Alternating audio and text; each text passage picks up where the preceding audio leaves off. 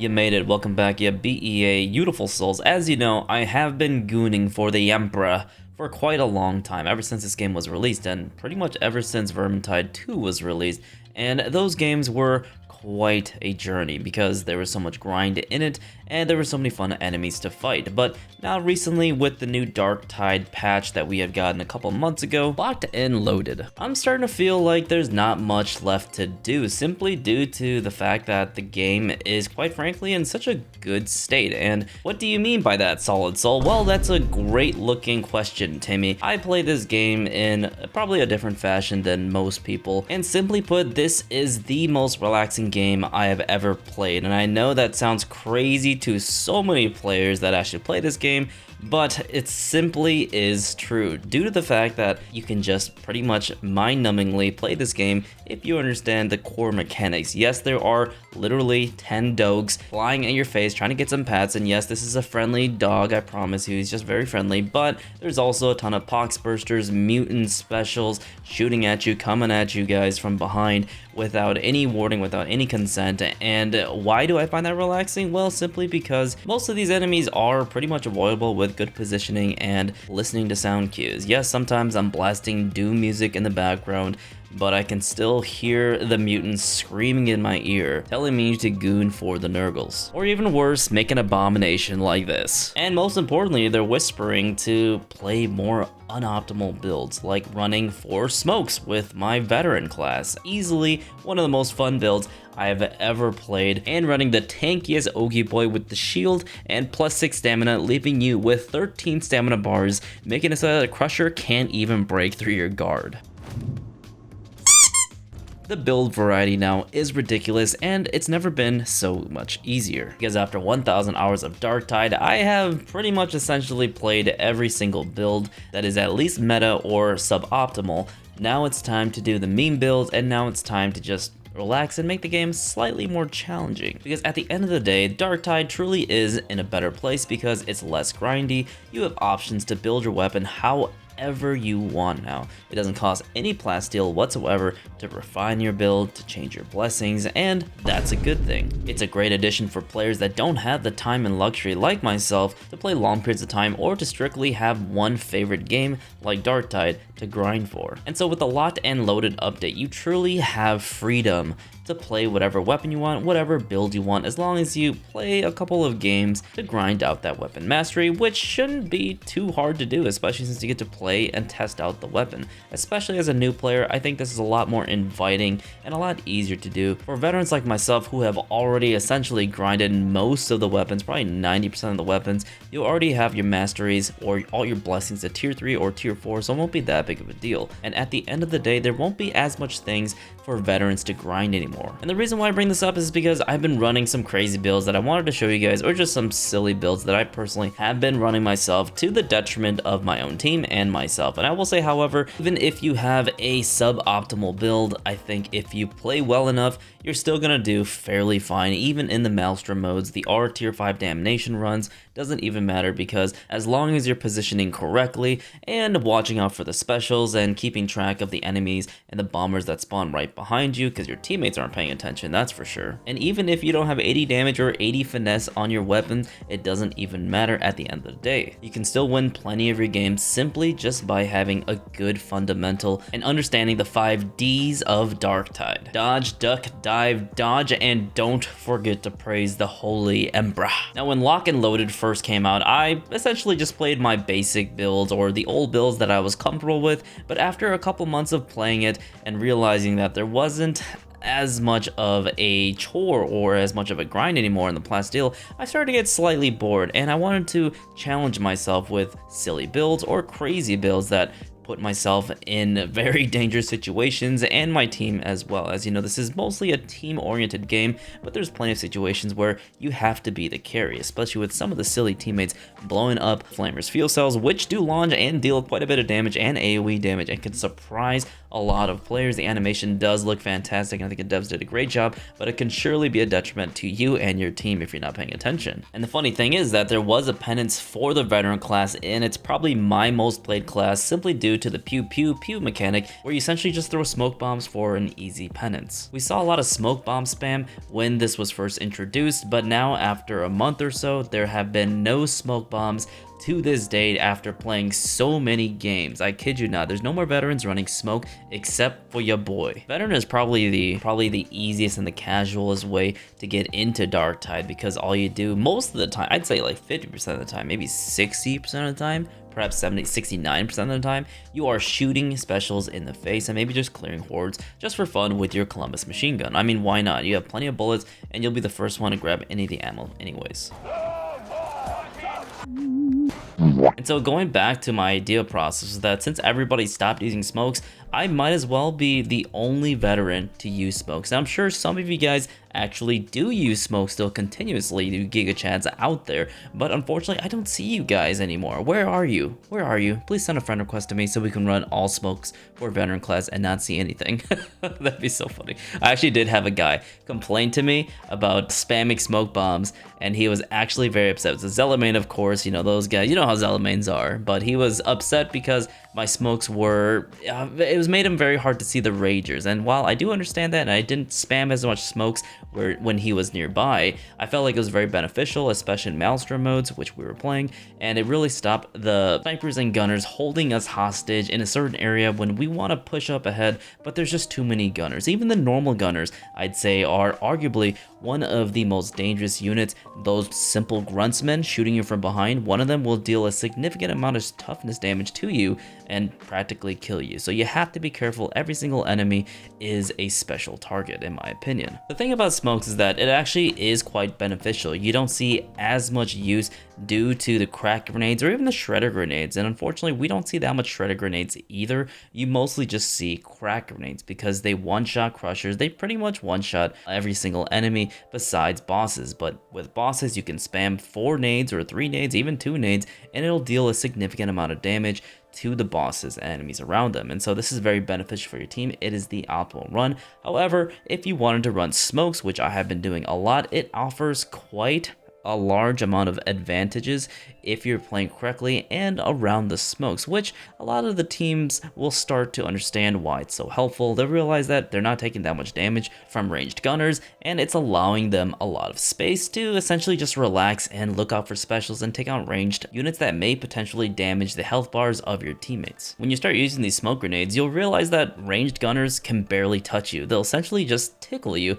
without consent, and that's a good thing. But the question is, how does this affect melee unit? That's a great looking question, Timmy. Well, the melee units, when you do pop a smoke bomb right in front of you, I'd say the most important thing is that it does do like a 1-second stun on the enemies nearby. Is this as much as a crack grenade or a shredder grenade? While the crack grenades may kill something in a very small AoE damage effect, and the shredder grenade will have a huge AoE bleed effect, the smoke grenade simply eliminates ranged gunfire so you can focus strictly on melee only. It even lures all ranged gunners and even reapers to come towards the smoke so they can get a better shot at you. And realistically, that's a horrible idea because you can just melee them. Their melee is not that good, and when they are forced to come to the smoke due to a really zesty looking zealot, you're able to land some easy damage on them. The most important part about this build is that you are able to utilize as much nades as possible, because with the Grenadier build you are going to be spamming this and you're going to be getting grenades back as soon as possible.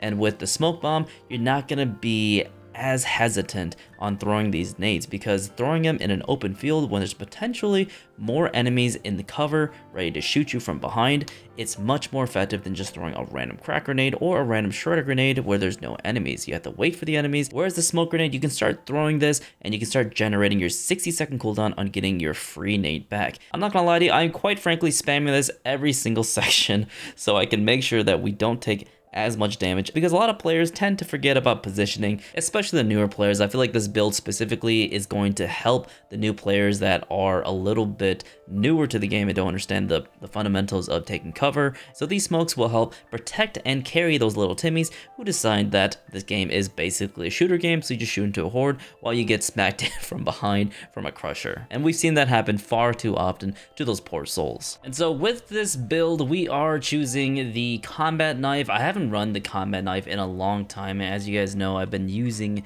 the maul, the shock maul, for pretty much all of my builds, even the Psyker and the Zealot class. So I'm going back to the basics, going back to the old combat knife, and of course it is the horizontal slash on the first hit knife. This one is the coolest one. The single target one's pretty cool, but I've been using this one a lot more, so running with the bolt pistol, any weapon actually. I've been playing with every freaking weapon. Just this one simply had to be bolt pistol. You can use deadly accurate, puncture, do a lot of bleed. I think it's really fun. And for my curious, we're gonna go 70% toughness is the max one I have, and I think that is the max. 20% health. Haven't found a 21% yet, unfortunately. And then we have one wound just in case a mutant throws you to a pox burster, which happens plenty of times. And when I get back up, I'll have at least 2 bars of health, which is nice. And so with my perks, I'm gonna run with 12% combat ability regeneration, so you get your shout back as quickly as possible. And as you can see here, I am running stamina regeneration, which you will see a huge difference on it regaining back. Now this is more of a melee based build.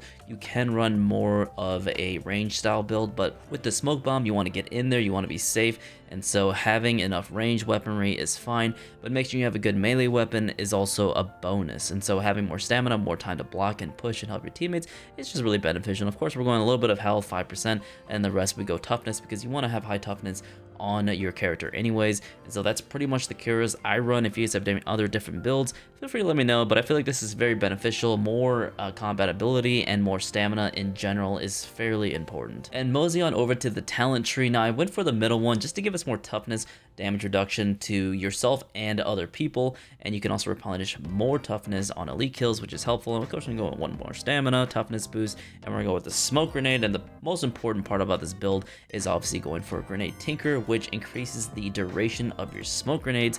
Absolutely beneficial, and you really can't run veteran without a survivalist node. And if you have like maybe two different veterans that are running this, you probably don't need this. It does stack, and you can go towards, you know, fire team or having more movement speed. Although this one isn't super helpful, but it is also nice to go for serrated build. I also did a build with this where I had more bleed damage overall on pretty much all my attacks. It's really helpful. And for this, the voice of command, I am going for the healing build. A lot of people go down in Maelstrom and even tier 5 auric mode, so this is really great. The damnation runs, people are always going down. There's less skilled players in damnation compared to Maelstrom. Maelstrom has a lot of higher tier players that know what they're doing, know about positioning and whatnot, so being able to heal people on all modes is really helpful. It does reduce your radius and increase your cooldown, but with the 12% ability cooldown reduction is already pretty beneficial. I haven't noticed too much of a difference because I am getting this back right away. Without this, if you took this off, you are getting this really quickly, basically within like 10 seconds. But with this, I don't think it matters too much. You still get a bunch of toughness reduction, toughness gain. Mama is mad about me using this one, but this is so fun. I love rezzing people right away, because if you're not going for like a rezzing build, which unfortunately I am, because leave no one behind, 20% assist speed and revive speed, you're actually reviving people really fast, and you can also go towards them much quicker. 20% movement speed, and stun immunity when moving towards a knockdown or incapacitated ally. Whenever you revive a knockdown ally, they receive 33% damage reduction for 5 seconds. So it's fairly beneficial, nothing too overpowered, but it is a fun build. Like I said, this is not like an optimal build or anything. You're not trying to like one-shot crushers and whatnot with your hand cannon. And Grenadier, you want one more grenade. And the next important part about this build is having demolition team. You need this. This is the one that allows you to spam your grenades as much as possible. It's a 5% chance to replenish a grenade when you and ally coherency kills an elite or specialist enemy. And in Maelstrom mode or any tier 5 auric shock troop infantry mode, you are gonna be seeing a crap ton of this, and you'll get this a lot, pretty much every single fight. And so you can spam these nades down the line, down the corridor, and be safe from all weaponry. So you don't need to go for any super crazy damage builds. Like I didn't even opt out for the 15% elite enemies. I just went for more, you know, weak spot damage, 20% on general on most of the casts that you'll be shooting at. You don't need suppression, you don't need critical hit chance. Depends on the weapon you run though. Or you could opt out for Iron Will, which I really like, because if you have this plus your toughness from voice of command, you can essentially not take any damage from like a pox burster blowing up your face if you're at max toughness, and that's really beneficial for you and your team. And I find this pretty helpful. You don't even need to go for any of the right tree, and the right tree is more melee centric too. As you can see, your close quarters for 15%, and duck and dive. Duck and dive is fairly essential when it comes to pure melee based moveset for the veteran, but you don't really need this because you already have shout and you are going to have a ton of smoke grenades. And that's pretty much my build for the smoke grenade and the healer build, which is such a fun build to do. It's not optimal, but it's incredibly enjoyable because you're at a disadvantage on some parts, but you're also really strong in other areas. And I really like that idea and the concept of this build. And now on to the second most played build that I have currently, and that is going to be the Oggy Bear, which is essentially Reinhardt from Overwatch, or just a huge shield, or two shields from Dark Souls 3. You know, the two slab shields that were basically impenetrable and were just a meme. Well, this build specifically is also just a meme. Crushers can't even break through your guard. Nobody can. Doesn't matter if there's 4 crushers, 5 crushers, 6 crushers, Maelstrom mode. And frankly, I thought this was a meme build, but it's fairly strong, especially if you account for just the defensive plays and support from your teammates to give them a chance to do some headshots on all of those monstrosities, the Ogrins, and all of the minions out there that will absolutely be slayed and taunted. Now, the greatest thing about this build specifically is that even if you don't push them, you are still taunting them. If they shoot you, if they hit you, they will be taunted with this build. And since I have a shield, I can basically frontline and tank literally the entire horde, practically solo the entire game. I have had a plethora of games where I had to solo clutch when all my teams got disconnected or they all went down. Honestly, this is one of the strongest builds that I've ever played when it comes to having a strong defensive line. Even more so than maybe Veteran spamming his voice of command. I don't know. You guys be the judge of that. That's definitely a hot take, but with the Ogrin, I can at least have a shield and guard myself against potential women. This build that I had was particularly powerful because I had 11 to 13 stamina bars. Absolutely insane. The bosses could deal no stamina to me. The crushers only did like 2 or 1 stamina bar, and I had plenty of stamina left. I fought plenty of hordes of crushers also, and with the shout and my shove combined, being able to knock them down, well, not knock them down, but push them away, I had plenty of time to recuperate all my stamina. Of course, if you land a heavy attack, you get a bunch of toughness back, and so you're basically invincible, even more invincible than Zealot. Now, mind you, you're not gonna do any damage whatsoever. You are gonna be hitting people with basically a plushie. You're really doing no damage, even though you fully charge your heavy attacks and cancel the animation to do the first iteration of the heavy attack to deal more damage, because the second hit of the shield doesn't really do that much damage. It's really good for clearing, but you want to do as much damage as possible. With this build, you can't really do anything about it. You just kind of accept your fate and just frontline everything and hope that your teammates kill them, because you are going to be aggroing everything. It's basically an army of 1 or the army of 2, where you just aggro essentially everything and you just have to block it all. You can block it all because you have loads of stamina, block efficiency, you've got it all. And now on to our Oggy Bear here. So this shield is a freaking fantastic shield. I love this shield. It looks amazing. And with this silly build, we are going to be going 20% block efficiency, and we have 25% maniac there just for, I mean, we might as well do some damage. This build, it does no damage whatsoever. That's why I have a shotgun here, just in case. The kickback is going to be super helpful. Full bore, expansive. We don't have the perk 25% yet, but we'll get that on afterwards. Doesn't make too much of a difference, but the 20% block efficiency, and then last guard for a blessing. Block breaks push enemies, 50% cooldown, minus 30% block cost. This doesn't really activate too much because with my Curio setup, I don't really go out of stamina too much, because I have so much I think I have like 12 bars of stamina, pretty insane. So plus 3 stamina, 6 plus stamina, and then 21% max health. Don't really need anything else. So as you can see here, block efficiency and stamina generation, and then combat ability cooldown, pretty much the same thing on all of these curios. And so that means I have so much block efficiency. I believe it's 36% block efficiency. It feels pretty good, I'm not gonna lie to you. I can block pretty much every attack, and it's really cool to do so. You'll enjoy it if you decide to go for this build, but the bad thing is that you do no damage whatsoever. The most damaging attack you have is probably a shotgun, and that's going to cleave through a lot of enemies. You do get more damage if you do hit 3 more enemies on your expansive blessing right here. As you can see here, 42% melee strength for 3.5 seconds on hitting 3+ enemies with a range attack. So as you can see, we do have a crap ton of stamina. We have 1, 2, 3, 4, 5, 6, 7, 8, 9, 10, 11, 12, 13 stamina bars. Actually insane I'll tell you that much. Now moving on to the talent tree, this build, like I said before, not going to be your most optimal build, although you can't really do anything too crazy with the Ogre builds per se, because they're fairly straightforward. He's mainly built as a tank or like a strong hitter, or you go the full range route, but I'm not going full range on this build because the full range is already really good with the shotgun build. But essentially, we are going to go for the frag bomb just in case anything crazy happens. You could go for bombs or the rock, but I think you need the frag grenade if you don't have like a really strong melee weapon or a really strong range weapon. So you have to go that build. And so with this build, essentially, is going to be you're going to be a tank and you're going to try to taunt as many enemies as possible.